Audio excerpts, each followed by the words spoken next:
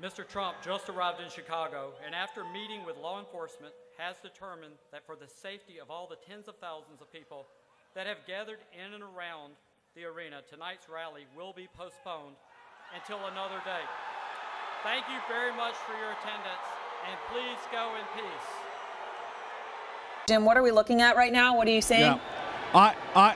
Yes, Aaron, I am off camera right now because I want to show you this. We've turned the camera around, panning around to the back of the arena. This is becoming violent. There is pushing and shoving going on inside this arena. People are throwing objects. Police are now escorting some protesters. We don't know if they're Trump supporters or protesters being led out of this arena right now.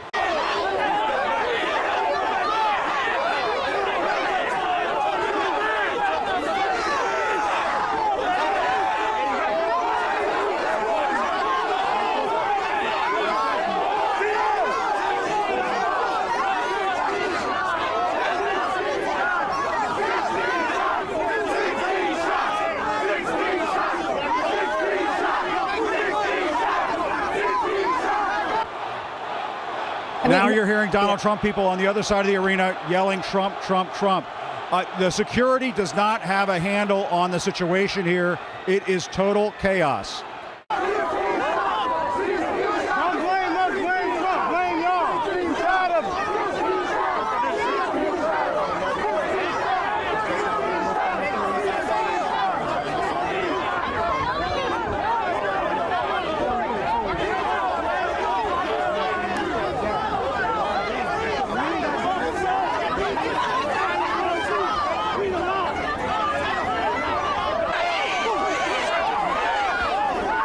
But just moments ago, a very large crowd of supporters, protesters, media, it was simply rocking back and forth. As my camera just panned back over, you could see this large section of protesters I was referring to earlier. They're now shouting, "Bernie, Bernie," obviously in support of Bernie Sanders. Aaron, I've just never seen anything like this. This place has just erupted.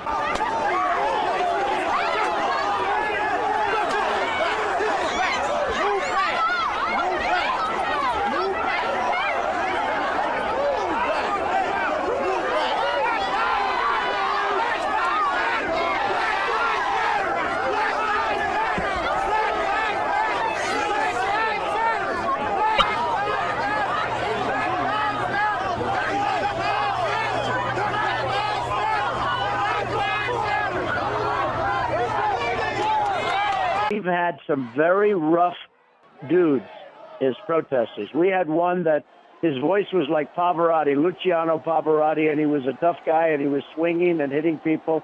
And then people turned on him and started swinging at him, and ultimately they were successful, and we got bad publicity for it. It wasn't their fault. I mean, this guy was a pretty tough cookie and a very loud guy. I don't mind the loud, but he was very violent. And the next day, it was like he was this innocent little lamb.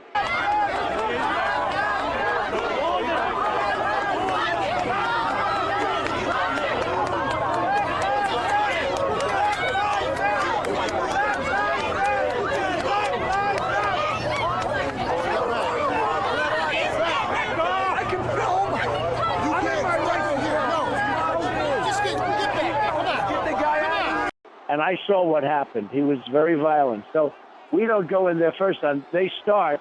And usually it's not us anyway, Don. Usually it's the police. I mean, we have police forces all over the country who have done a fantastic job. But usually it's the police force. Well, that's the way it goes. protesters will say, well, that's only highlighting why they're there protesting about the police, is that police are being heavy-handed in their communities and now are being heavy-handed at your rallies. So it seems to be making their case if that is indeed what you're saying right now.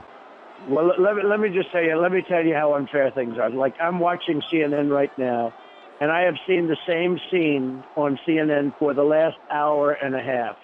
The same, in other words, you take the worst scene. If you really look at it, if you really want to look at it, most of the people have dispersed, and we made a great decision not to have the rally.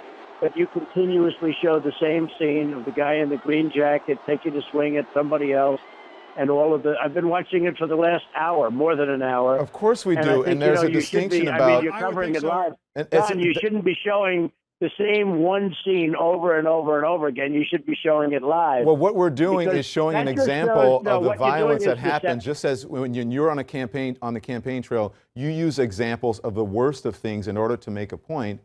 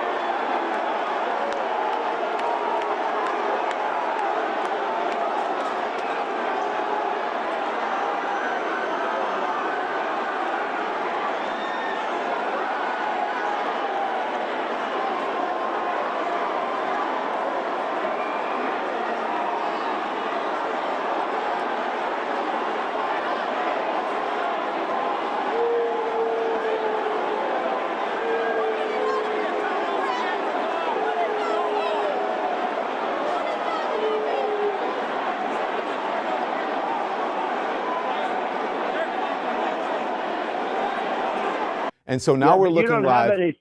But you don't have anything saying that it's not live, and frankly, it says Donald Trump speaks live with Don. Okay, so but, this you know, what you're looking showing, at right now is live. You're showing a scene that took place 2 hours ago, Don, and it's not good reporting. It's not fair. What you're looking at right dispersed. now is live, Mr. Trump. This is live. These are the streets of Chicago outside. Live. Yeah, but if you look at that, that's a very small portion of the people. Yeah. Most of them have been dispersed. So just to be clear, I want to ask you. They're safe. There's very few people hurt.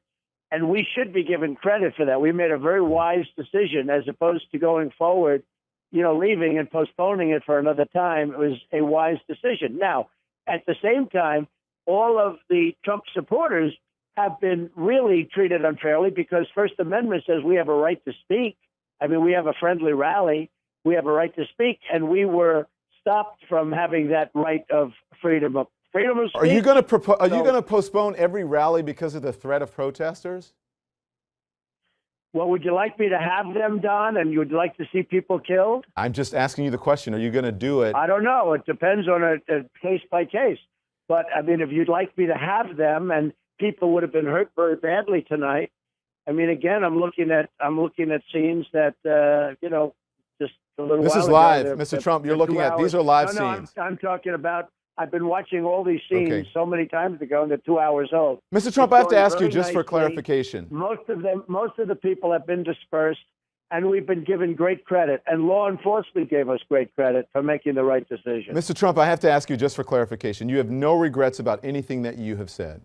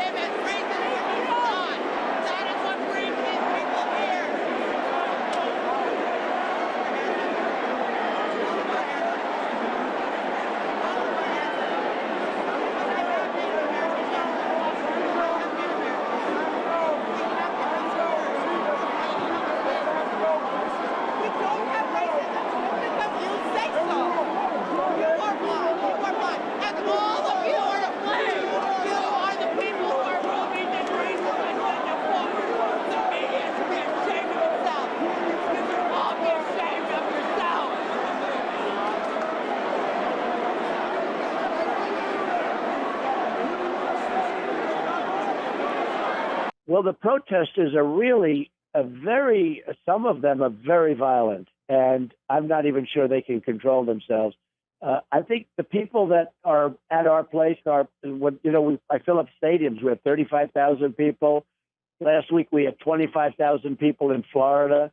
I have very large rallies, and there's tremendous support. And you know it better than anybody. You cover it, but there's tremendous support. And I have to tell you, Don, there's a lot of love in the room. People love the country. They want to see the country. The whole theme is "Make America Great Again."